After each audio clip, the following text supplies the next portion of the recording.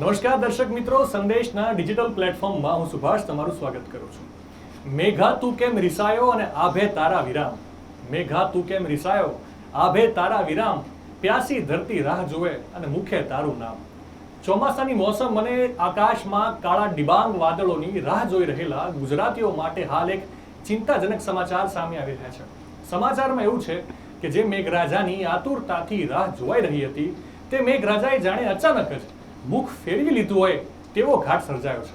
છેલ્લા કેટલાક દિવસોથી રાજ્યના મોટા ભાગના વિસ્તારોમાંથી વરસાદી વાદળો ગાયબ થતા ફરી એકવાર ગરમી અને બફારાનો દોર શરૂ થયો છે। શું ગુજરાતમાં ચોમાસું ફરી એકવાર બ્રેક પર આવી ગયું છે અને ક્યાં સુધી ખેંચાશે આ વરસાદી વિરામ? આ તમામ સવાલોના જવાબ જાણવા માટે મારા સહયોગી વિપુલ સાથે સીધી વાત કરીશું।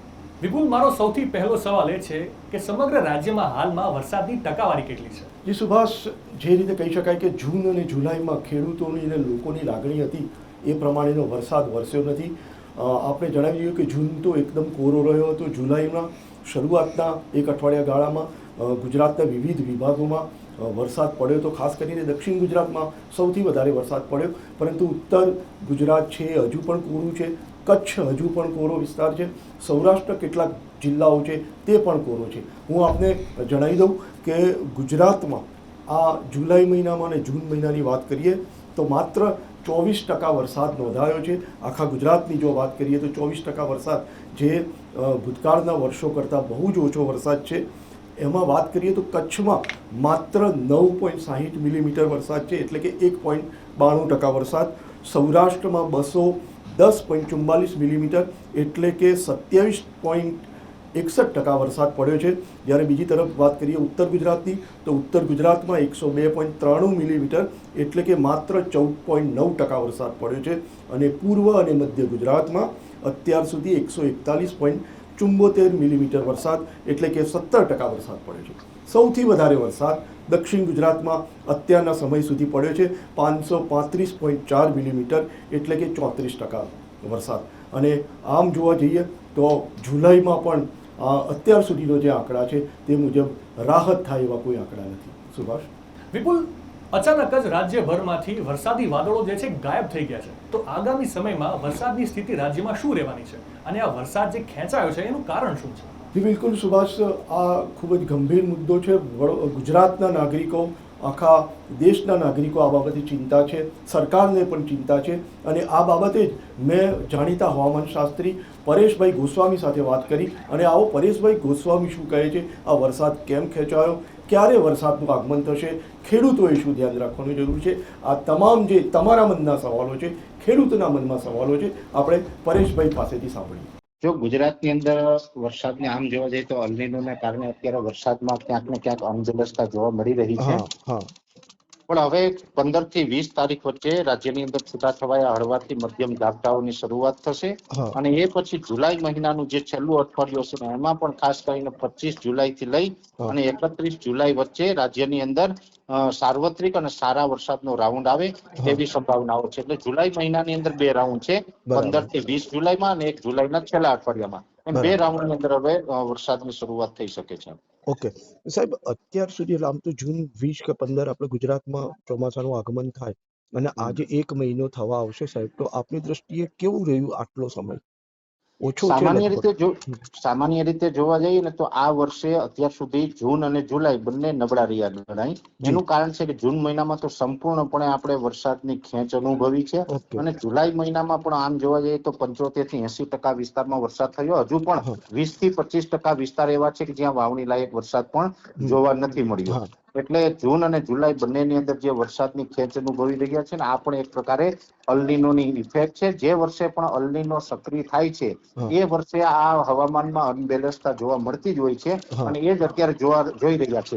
સામાન્ય રીતે આગળ ઉપર પણ અમારું એક અનુમાન છે કે દર વર્ષે આમ જોવા જઈએ તો છેલ્લા 4 વર્ષથી ગુજરાતમાં સારા વરસાદ થતા હતા, જેમાં 100% થી લઈ અને 109% સુધીના વરસાદ વરસ્યા છે। ગયા વર્ષે વર્ષ 2025 ની અંદર પણ ગુજરાતની અંદર 109% વરસાદ થયો હતો।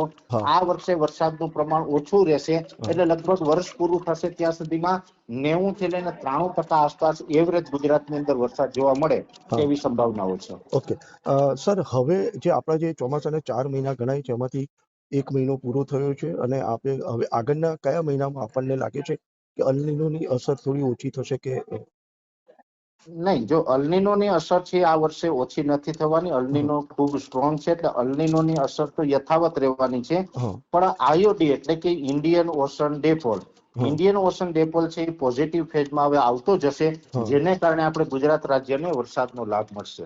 જી સાહેબ, તો આપ ખેડૂતોને શું અપીલ કરશો સાહેબ? ખેડૂતોએ અત્યારે જે પ્રકારે જોવા જઈએ તો જેને લેટ વાવેતર થતું હોય હા એમને પાકની પેટર્ન ચેન્જ કરવી જોઈએ. ઓકે કેમ કે અત્યારે હવે કપાસ કે મગફળી છે એ વાવેતર માટે મોડું થઈ રહ્યું છે. હા એટલે જેને વરસાદ ન હોય અને જો હવે પાછળથી વરસાદ પડે અને વાવેતર થાય તો અડદ, મગ, સોયાબીન, તુવેર અથવા એરંડા જેવા પાકનું વાવેતર કરવું જોઈએ. જી સાહેબ, સંદેશ ડિજિટલ સાથે વાત કરવા બદલ આપનો આભાર. જી ધન્યવાદ. Thank you. વિપુલ, મારો અંતિમ સવાલ, અત્યારની પરિસ્થિતિ જોતા રાજ્યના કયા કયા વિસ્તારોમાં ખેડૂતોની જે પરિસ્થિતિ છે કફોડી બની શકે છે અને કયા કયા પાક ઉપર આ જે છે નુકસાનની જે છે તલવાર તોડાઈ રહી છે? એ બિલકુલ સુભાષ, આખા ગુજરાતના ખેડૂતોની હાલત કફોડી આમ તો કહી શકાય, કારણ કે દક્ષિણ ગુજરાતમાં વધારે પડતો વરસાદ પડ્યો, તેના કારણે પણ પાકને નુકસાન થયું છે. અને બાકીના જે સૌરાષ્ટ્રના કેટલાક વિસ્તારોમાં વાવણી લાયક વરસાદ થયો છે ત્યાં ખેડૂતોએ વાવણી શરૂ કરી દીધી છે, પરંતુ કચ્છ અને ઉત્તર ગુજરાત અને પૂર્વ ગુજરાતના ઘણા જ ભાગો એવા છે કે જ્યાં નોંધપાત્ર વરસાદ થયો નથી. એટલે ખેડૂતોએ હવે જે રીતે હમણાં જ પરેશભાઈ ગોસ્વામીએ વાત કરી તે પ્રકારના જે મગ, એરંડા, તુવેર સહિતના પાક જે છે એ પાકો ઉપર જ ધ્યાન ફોકસ કરવું પડશે. જે પરંપરાગત પાકો કરતાં તેમણે કંઈક નવું વિચારવું પડશે. સુભાષ? તો મિત્રો, આ હતી ગુજરાતમાં હાલની વરસાદની સ્થિતિ. હવામાન વિભાગના મતે હાલમાં કોઈ મજબૂત સિસ્ટમ સક્રિય ન હોવાથી આગામી થોડા દિવસો રાજ્યમાં વરસાદનું જોર પ્રમાણમાં ઓછું રહેશે અને છૂટા છવાયા ઝાપટા સિવાય મોટી રાહતની હાલ કોઈ શક્યતા છે નહીં. ખેડૂતો માટે પણ આ સ્થિતિ ચિંતાનો વિષય છે, કારણ કે વાવણી બાદ વરસાદના વિરામે ખેતી પાક પર પણ અસર કરી છે. હાલ તો માત્ર મેઘરાજાની મહેરબાનીની જ રાહ જોઈ રહી છે. જોકે હવામાનમાં થતા ફેરફારો પર અમારી નજર સતત બનેલી છે.